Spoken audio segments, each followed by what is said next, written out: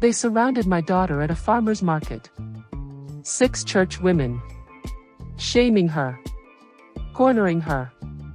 Calling her unchristian for not loving the children her father had in an affair. An affair that destroyed our family. They thought they could guilt us into silence. They were wrong. If you've ever wanted to clap back at someone who publicly smeared your name, if you've ever dreamed of exposing liars in front of an entire community, make sure to hit that like button, subscribe, and settle in.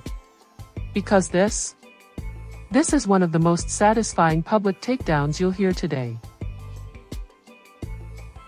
I never imagined my life would unravel in the middle of a Sunday church service, but that's how far the lies went.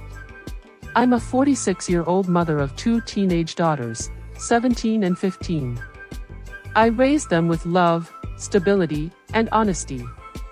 But everything changed the day my ex-husband died in a car accident. The thing is, we weren't happily married anymore. We were in the middle of a divorce when he passed. Because he cheated. He cheated and had 2 children with another woman. And here's the kicker, that woman? She died in the same accident. 2 orphan children. 1 dead cheater. And an ex-family that suddenly decided me and my daughters, were responsible for everything. My daughters were the ones who found the texts. The pictures. They were the ones who told me about the affair. They cried in my arms as their father betrayed us all. And now they were being told they should love their baby brothers, born out of infidelity. As if trauma and trust meant nothing.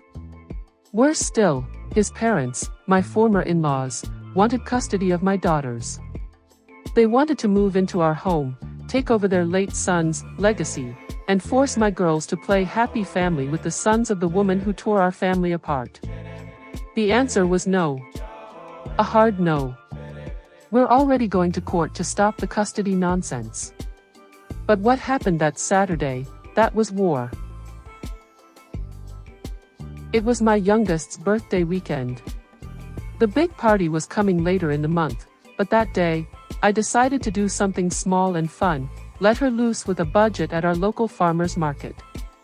She loves chocolate and sweets. I told her, get whatever your heart desires. An hour passed. I didn't think much of it, until my phone rang. Her voice was shaking. Mom, some weird women cornered me. They're yelling. I'm scared. My heart dropped. I ran through the market with my older daughter. When we found her, she was crying, boxed in by 6 older church women. They were wagging fingers in her face, scolding her for abandoning her family, for refusing to be a good Christian sister, and for turning her back on her poor grandparents. It was disgusting. These women, people I vaguely recognized from my ex-in-law's church, berating a crying 15-year-old in public. I snapped.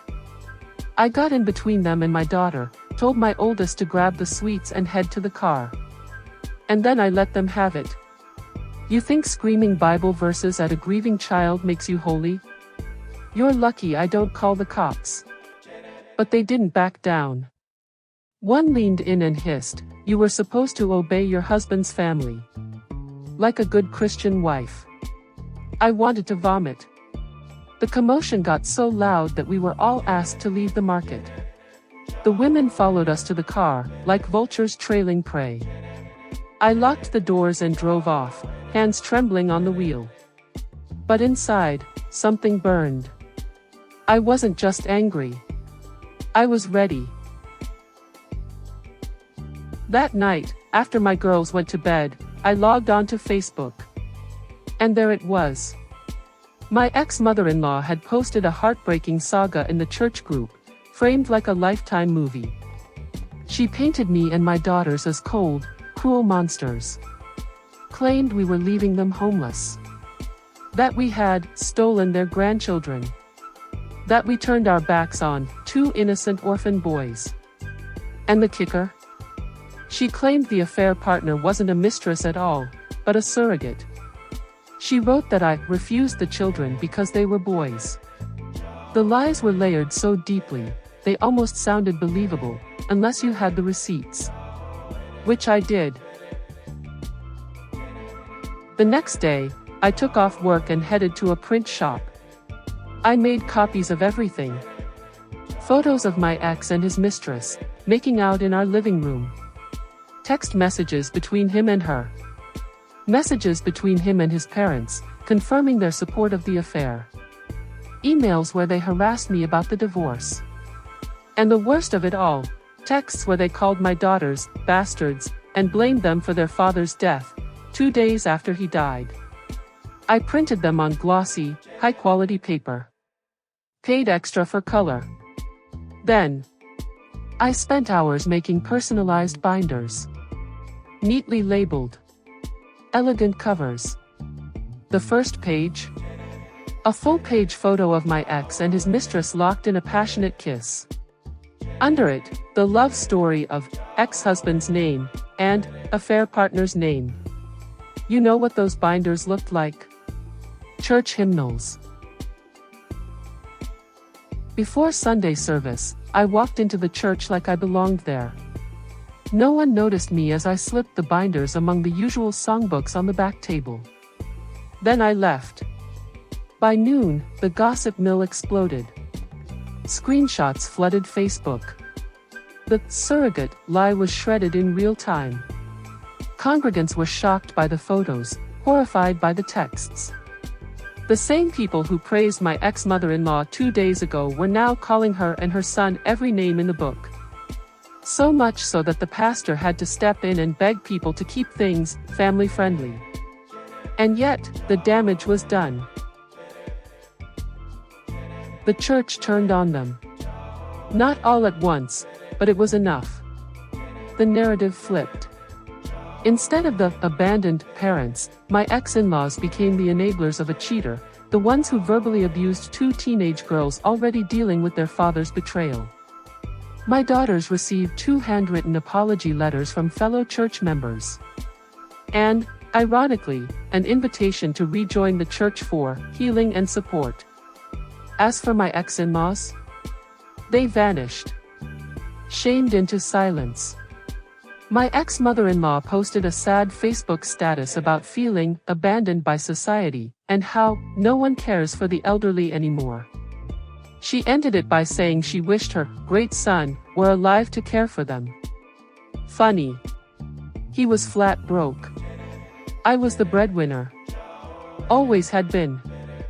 The best revenge is not always loud. Sometimes, it's glossy, laminated, and alphabetically organized.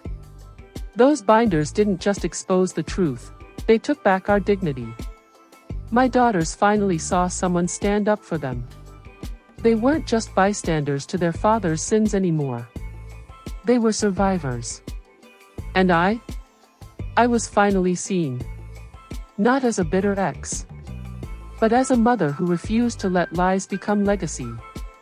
Justice doesn't always come from courtrooms or apologies. Sometimes, it comes from a printer, a plan, and the courage to say, not today. If there's one thing I've learned, it's that no one has the right to rewrite your story. If that story gave you chills, hit that like button and let us know in the comments, what's the most satisfying revenge you've ever witnessed? And don't forget to subscribe for more real-life revenge stories that prove karma doesn't need an invitation, it just needs time. Until next time, protect your peace, and don't mess with mama bears.